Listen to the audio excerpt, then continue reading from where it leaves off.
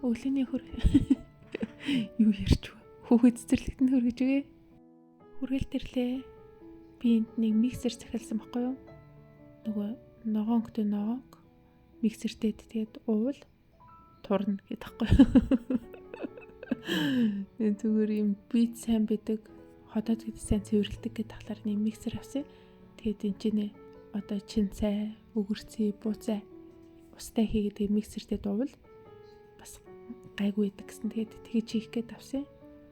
Өнөөдөр хоолоо эртэн хийгээд чи би бүр өнөөдөр жоохон бие сүлдаад бүр ингээ үлэнтөд амар их юм идмэр санагдаа. Тэгээд хамаагүй юм идэж болохгүй штэ гэж бодоод тэгээд ганц нэг бичээ авандаа хийчихэд тэгээд хурдан өөхтөн мах шарж идмэр санагдаад тийсэн.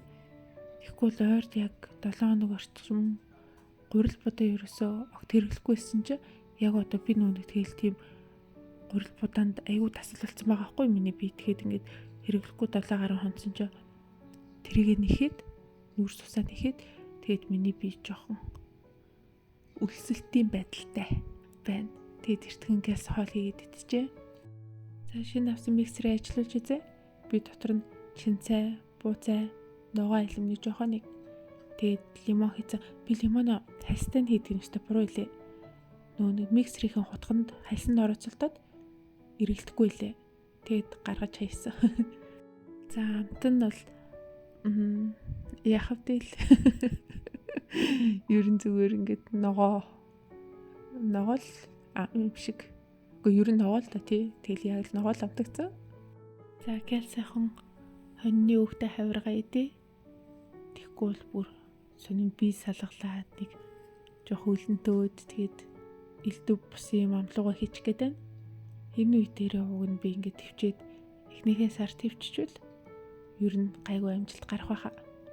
Тийм чи яг энэ үе дээр шантрах гад жоохон эвгүй болох гээд байна. Тэгэнгүүт олон хүчээ хэрэгтэй. За би өнөөдөр гадуур хүнтэй уулзна. Тэгээд эндхийн хоол тэгээд торт нь бас амар гоё. Гэтэ би гэртээ бас хооллоод гараад ирсэн болохоор өнөөдөртөө ингээд кофелууд төвчих хэрэгтэй. Би тэгээд нарийн ногоо сайн идчихэгээ болохоор тэгээд бас дээрэс нь замг уудгийн. Тэгэхээр бас эрцийн дутагдал бас гайгуулах гэж бодоод байна шүү дээ. Ер нь би хоолны талаар хэрхэн зөв идэх, эрүүл зөв хооллох талаар ер нь мэдлэгтэй байдаг. Яагаад гэвэл би ч өөрөө энэ үеийг туулаад явж байгаа хүн шүү дээ. Тэгээд ер нь сүүлийн жилүүдэд одоо янз бүрийн л би зөндөө оруулаа. Ийм эрүүл хооллолтын ийм групп, тэгэл элдв дайетны групп, тэгэл йог, арабик гэл ингээд ерөөсөө хэрхэн зөв хооллох талаар бол хангалттай мэдээлэлтэй болох хэмжээнд ингээд зөндөө олон юмд явж исэн. Тийм болохоор ерөнхийдөө юу идэх, юу идэхгүй байх, хэрхэн хоолынхаа калорийг тооцох, хязээ юу идэх гэх зэрэг ууг нь бол мэдтгий. Гэхдээ ер нь тэгэл юм мэддэг гэдэг чинь хийдэг гэсэн үг биш шүү дээ. Тэгдэг мэддэг юмаа хийдэг гэсэн юм л ёо. Хүн болгол тал жаргалтай амьдрах байсан баг. Гэхдээ тэгэд мэддгийг хэрэгжүүлдэг хүмүүс амжилттай байдаг хальтаа тий. За ёо болио. Би бүр ингээд бичлэг хийхдээ. За өнөөдөр жингийн талаар, өнөөдөр хооллолт, таргалтын талаар ярихгүй шүү гэл амар боддог. За тэнгуүтээ нэг л мэтгэд бичлэгийн тал хүртэл ингээд жин хасах талаар л ярьсан байж идэг. Амар тийм. Тэгээ хийхгүй би амар ярих туртай. За ёо. За өөр юм яриа. Өөр кактус яри гэлөө. Кактус надад одоо тасалгааны ургамлууд тундаа жоохон муу санаатай дээрлэхүү юм шиг санагддаг. Ер нь би яг дээрлэхүү занд бол аюу дургу. Тэгээд бас үнэн чудраг биш. Тийм худалч хуурмаг занд бас нэлийн дургу. Одоо үед гэхдээ тэгэл техник технологийн хөгжлөд байгаа л хүн хоорондын амьд харилцааны одоо тодорхой хувь нь цахим харилцаа руу шилжил ингээр одоо цахим орчин дэх хүний зан төлөв бас янз бүр байдаг гэж хардаг. Одоо жишээ нь цахим орчин дэх хүний зан төлөвгүй ивэл хөвчлэн элдв комент бичсэн. Одоо сэтгэл бичсэн тэр үйлдэлээр тухайн үгээр илэрхийлэгдэх баг.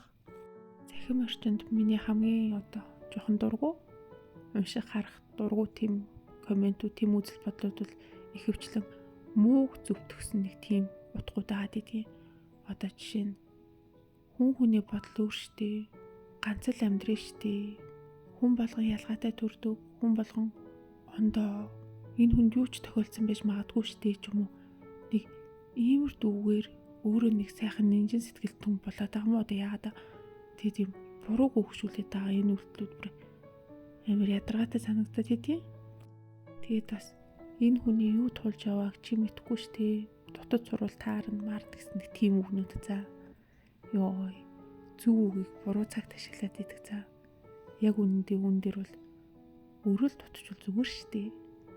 Тэгэл буруу юмн дээр ингэж буруу юмыг дэврээдэг нэг юм буруу цагт гарч ирж шилэгддэг энэ үгнүүд өстой балай. За элдв сөрөг юм ярих байлээ. Өнөөдөр гэрээ цэвэрлээд тэгээ хүүгээ авъя. Өнөөдөр би өглөө жоо хөлсөд хоолоо эртгээсэн болохоор орой хоол хийхгүй. Тэр хоолоо халаагаад итгэд болно. За дараа 7 хоногт хичээлийн шинжил эхэлнэ. Гэтэ хүүгийн цэцэрлэгийн нэг сонь санагдахгүй байх. Ягаад гэвэл эдний цэцэрлэг амраагүй штэ. Тийм болохоор яг 5 дахь өдөр нь уулзаал тэгэл 1 дэх өдөр нь хичээлийн шинжил эхлэхээр нэг сонирн биш байх. За бай.